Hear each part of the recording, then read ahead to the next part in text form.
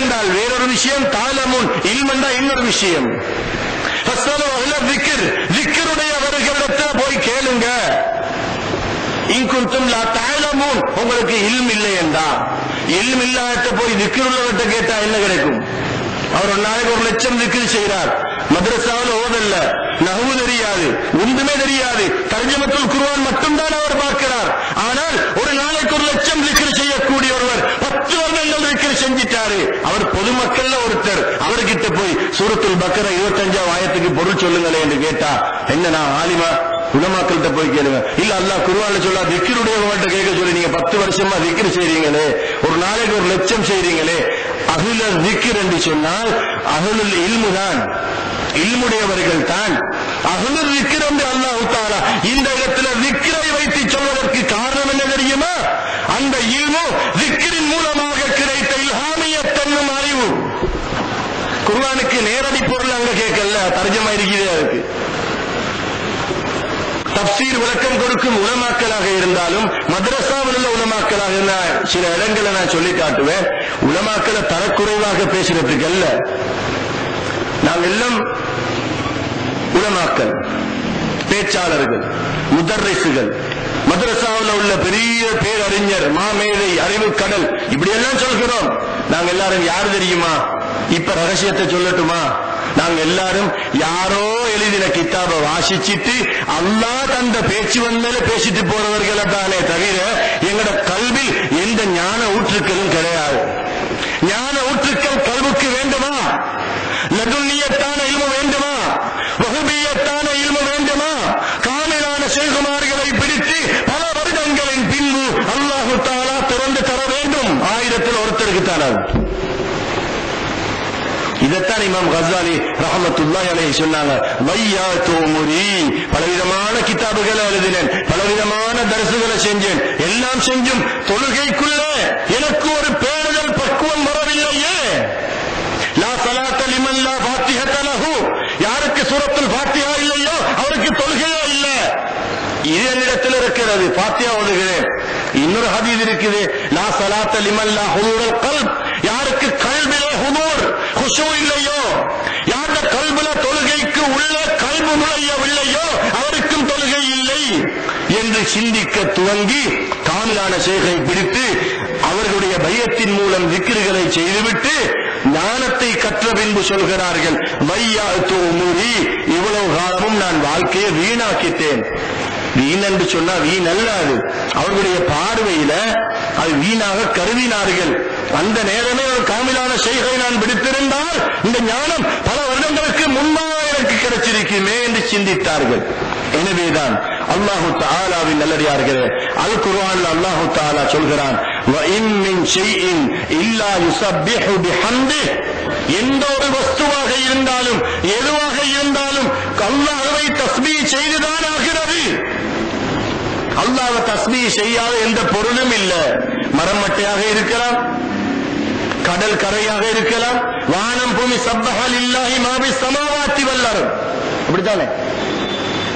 சப்பஹ லில்லாஹி மா பிஸ் ஸமாவாத்தி வல் அர்த், வானம் பூமி அது கிடப்பட்ட எல்லாமே அல்லாஹ் தஸ்பீஹ் செய்கிறது, செய்து கொண்டிருக்கிறது. தஸ்பீஹ் செய்றவங்களுக்கு தெரியும். தஸ்பீஹ் செய்யறத பார்க்கிறோமா? இல்ல, காண முடியாது. ஏன்? இது குருட்டு கண். ஆனால் ரூஹை வளர்த்தவர்கள், கல்பை பரிசுத்தப்படுத்தியவர்கள், தஸ்கியத்துன் நஃப்ஸ் என்னும் கல்பில் உள்ள நஃப்ஸில் உள்ள அம்மாரா, லவ்வாமா, முல்ஹிமா, முத்துமைனா, ராதியா, மரதியா, காமிலா ஷைഖமார்கள் மூலமாக நஃப்ஸுக்கு பயிற்சி கொடுத்து நஃப்ஸை திருத்திக் கொண்டவர்கள், கல்பை பரிசுத்தப்படுத்தி கல்வின் அகப்பார்வையை வளர்த்தவர்களுக்கு மர்மட்டைகளுடைய தஸ்பீஹாத்துகள் எல்லாம் விளங்கும்.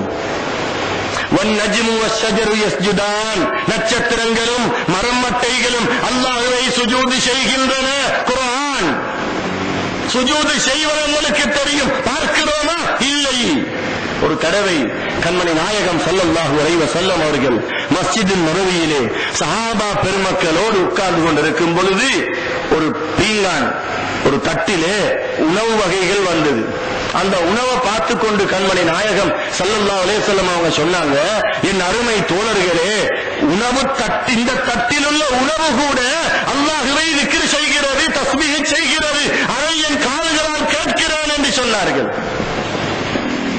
கேட்ட உடனே ஒரு சஹாபி, யா ரசூலல்லாஹ், இந்த உணவு திக்ர் செய்யறதும் கேட்குதா என்று சொன்ன உடனே அதை அப்படியே கொடுத்தாங்க.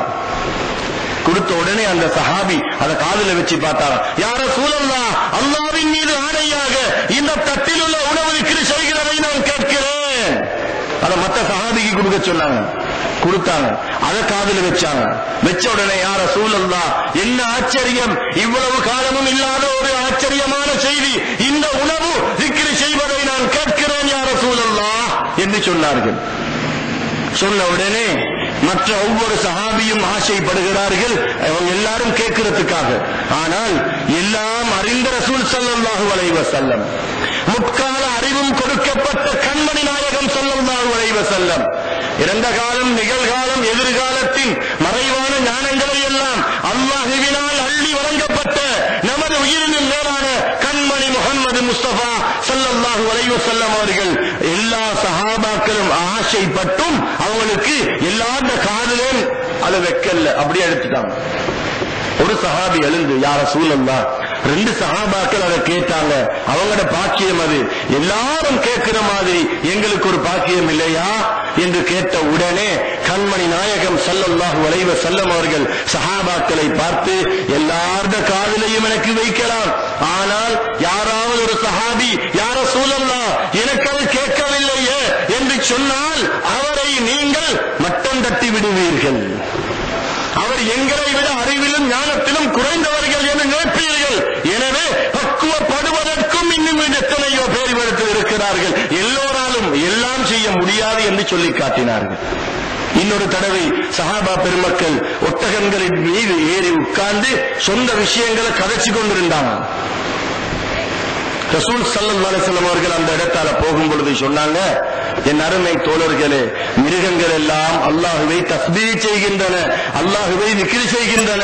எனவே அவைகளை உங்களுடைய சொந்த விஷயங்களை பேசிக் கொள்வதற்காக வேண்டி பாவித்து அதன் மேல் அதிகமான நேரம் உட்கார வேண்டாம். அல்லாஹ்வை திக்ர் செய்வதனால் அதையும் நாங்கள் மேன்மையானதாக கருத வேண்டும் என்று சொன்னார்கள்.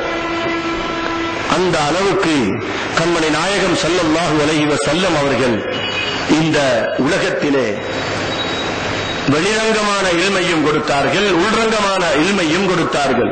சையதுனா அபூ ஹுரைரா ரலியல்லாஹு தஆலா அன்ஹு அவர்கள் சொல்கிறார்கள், ஹஃபில்து மின் ரசூலில்லாஹி ஸல்லல்லாஹு அலைஹி வஸல்லம் விஆஐனி, 2 பைகளுக்கு 2 மூட்டைகளுக்கு கண்மணி நாயகம் ஸல்லல்லாஹு அலைஹி வஸல்லம் அவர்களிடத்திலிருந்து நான் இல்மை மனனம் செய்திருக்கிறேன், மனப்பாடம் செய்து அறிந்திருக்கிறேன்.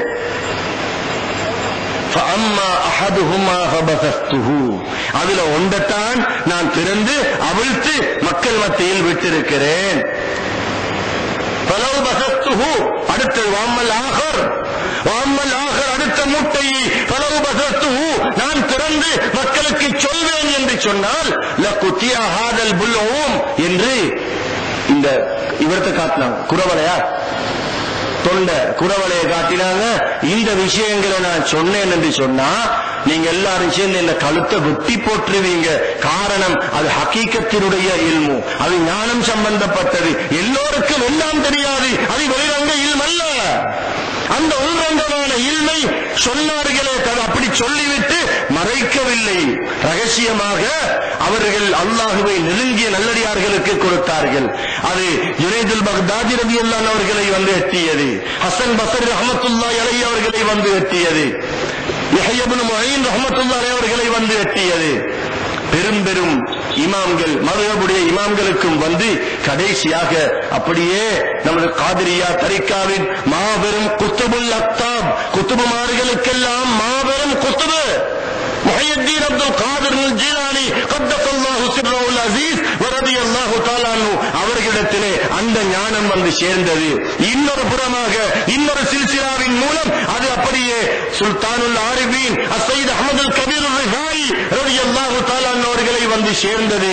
இன்னொரு சில்சிலாவின் மூலம் சீதனா குத்துபுல் அக்பர் கௌசுல் அஷ்ர் அபுல் ஹசன் அலி ஷாதுலி ரலியல்லாஹு தஆலா அன்ஹு அவர்களுக்கு வந்து சேர்ந்தது. இன்னும் ஒன்று குத்துபுல் ஹிந்தி, முழு இந்தியாவுக்குமே குத்துபான ஹாஜா முயினுத்தீன் சிஸ்தி ரலியல்லாஹு தஆலா அன்ஹு அவர்களுக்கு வந்து